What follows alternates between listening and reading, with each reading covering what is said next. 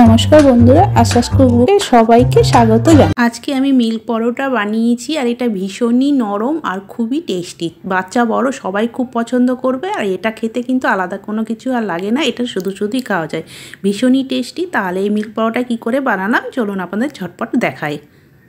এই মিল্ক পরোটা বানানোর জন্য একটা বড় সাইজের বাটির মধ্যে আমি 250 গ্রাম ময়দা নিয়েছি। এবার ময়দার মধ্যে হাফ চামচ দিয়ে দিলাম লবণ আর দিয়ে দিচ্ছি 1 চামচ চিনি আর 2 চামচ মতো সাদা তেল দিয়ে দিচ্ছি।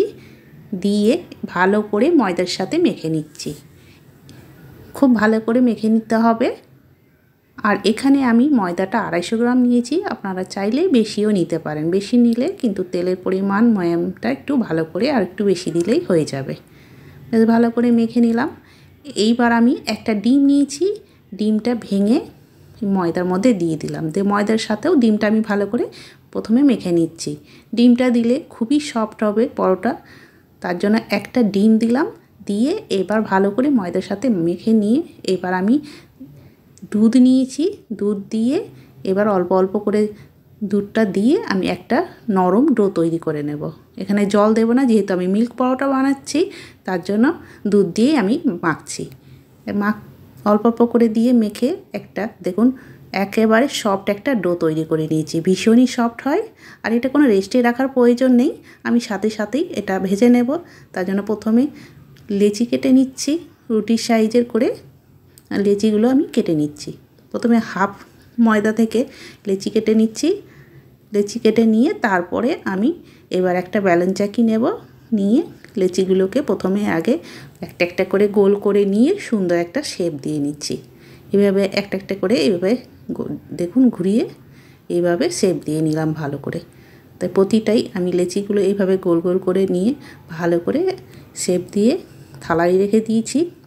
এবার একটা করে লেচি নিয়ে বেলে নেব, তাই প্রথমে একটু শুকনো ময়দা ছড়িয়ে দিলাম, দিয়ে বেলে নিচ্ছি। আর দেখুন বেলার সময় কিন্তু একদমই কোনো হয় না, যেমন আটা রুটি বেলি ঠিক সেইভাবেই বেলা হয়ে যাচ্ছে, খুবই সুন্দর, ভীষণই নরম আর খুব তাড়াতাড়ি বেলা হয়ে যায়, একদম সফট। আর এইভাবে আপনারা একবার বানিয়ে দেখবেন খুবই টেস্টি হয় খেতে। বেলা হয়ে যাওয়ার পর এবার ওপরে আমি অল্প একটু চিনি ছড়িয়ে দিলাম, তারপরে এই পাউডার মিল্ক নিয়েছি, এইভাবে পাউডার মিল্কটা ছড়িয়ে দিচ্ছি, পুরো রুটির ওপর ছড়িয়ে দিচ্ছি। এইভাবে দিলে কিন্তু টেস্টটা অসাধারণ হয়, এই মিল্ক পাউডার জন্য কিন্তু পরোটার টেস্টটা খুব সুন্দর হয়। তারপরে এই দুই সাইড প্রথমে ফোল্ড করে দিচ্ছি, দিয়ে এই দিকে এভাবে আবার হাফ ফোল্ড করে তারপরে ফোল্ড করে দিলাম, দিয়ে আবার একটু শুকনো ময়দা ছড়িয়ে আমি এবার চৌকো শেপ করে বেলে নিচ্ছি। তবে যেসব বন্ধুরা আমার এই ভিডিও দেখছো, যদি নতুন হয়ে থাকো তাহলে চ্যানেলটিকে সাবস্ক্রাইব করার অনুরোধ রইল, আর ভালো লেগে থাকলে লাইক বন্ধু ফ্যামিলির সাথে শেয়ার করে দেবে। দেখো আমি চৌকো শেপ করে বেলে নিলাম। আর ভেতরে মিল্ক পাউডার দেওয়ার জন্য টেস্টটা এতটাই সুন্দর হবে, বাচ্চা বড় সবাই কিন্তু খুব পছন্দ করবে। এর জন্য আলাদা করে আর কোনো কিছু লাগে না, শুধুই খাওয়া যায়। দেখো আমি একটা বেলে নিলাম, এটা এবার সরিয়ে রেখে আমি আবার একটা বেলে নিচ্ছি। অনেক রকমেরই তো পরোটা আমরা ভেজে খাই, একবার এরকম মিল্ক পরোটা বানিয়ে দেখবেন বাচ্চারা তো খুবই একদম পছন্দ করবে।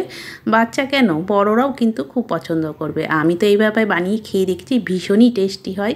সত্যি বলতে কি মিল্ক পাউডারের জন্য এতটাই সুন্দর হয়, মিষ্টি মিষ্টি হয় খেতে, খুব সুন্দর হয়। এটা বাচ্চাদের টিফিনেও করে দিতে পারেন, আলাদা কোনো তরকারি কিচ্ছু লাগে না, শুধু এটা দিয়ে দেবেন, ব্যাস ঝটপট হয়ে যাবে বানানো, আর বাচ্চারা বেশ সমস্ত খেয়ে ফেলবে, এতটাই টেস্টি হয়। আর এটা একবার অবশ্যই বানিয়ে দেখবেন, না বানিয়ে দেখলে কিন্তু বুঝতে পারবে না, এতটাই টেস্টি হয়। আর ভীষণই সহজ, কোনো কিছু লাগে না, শুধু মিল্ক পাউডার আর মিল্ক দিয়ে মেখে নিলেই ব্যাস হয়ে গেল, ঝটপট তৈরি। আর ভীষণই সফট হয়, যেহেতু একটা ডিম দিয়েছি না, তার জন্য এতটাই নরম হয় এটা যে কী আর বলবো। একবার বানিয়ে দেখুন, তাহলে কিন্তু একদম বুঝতে পারবেন, এতটাই সফট হয়। আর বেলতে কোনো অসুবিধা হয় না, ঝটপটই বেলা হয়ে যায়। দেখুন আমি বেলে নিয়ে এবার গ্যাসের ওপর একটা চাটু বসিয়ে দিয়েছি, মানে ননস্টিকের তাওয়া, সেই তাওয়াটা গরম হয়ে গেছে। তারপরে আমি একটা দিয়ে দিলাম, দিয়ে কিছুক্ষণ ওয়েট করব, তারপর এটাকে উল্টে দেব। দেখুন কিছুক্ষণ পর আমি এবার উল্টে দিচ্ছি, দুই দিক উল্টে পাল্টে একটু সেঁকে নিয়ে তারপরে অল্প একটু তেল দিয়ে আমি পরোটা যেভাবে ভাজে সেইভাবে ভাজবো। আর ভাজতে কিন্তু খুব বেশি তেল লাগে না, এটাই অল্প একটু তেল দিলেই হয়ে যায়। 1 চামচ তেল দিলাম, তেল দিয়ে এবার দুই দিক আমি উল্টে পাল্টে ভেজে নিচ্ছি। আর দেখুন কতটা সুন্দর হয়েছে, আর মিল্ক দেওয়ার জন্য একদম সাদা হয়েছে, দেখতে দারুণ লাগে পরোটাগুলো। দেখুন দুদিক উল্টে পাল্টে আমি ভেজে নিচ্ছি এইভাবে আস্তে করে খুন্তি দিয়ে চেপে চেপে। দেখুন ভাজা হয়ে গেছে, এবার আমি তুলে নেব। হয়ে গেল আমার একটা ভাজা, আমি আর একটা দিয়ে দিলাম। এইভাবে আমি সবগুলো ভেজে নিচ্ছি। দেখুন আমার সবগুলো প্রায় ভাজা হয়েই গেল। আর এটা ঠান্ডা হয়ে যাওয়ার পরেও কিন্তু একেবারেই নরম থাকে, এতটাই টেস্টি হয়। আর যেমন টেস্টি সেই রকম নরম, খুবই সুন্দর হয়। তাহলে বন্ধুরা আজকের আমার এই মিল্ক পরোটা রেসিপি কেমন লাগলো কমেন্ট করে অবশ্যই জানাবেন। ভালো লেগে থাকলে একটা লাইক আর শেয়ার করে দেবেন। তাহলে আজকের মতো আমি এখানে শেষ করলাম। সবাই ভালো থাকবেন, সুস্থ থাকবেন। অনেক অনেক ধন্যবাদ।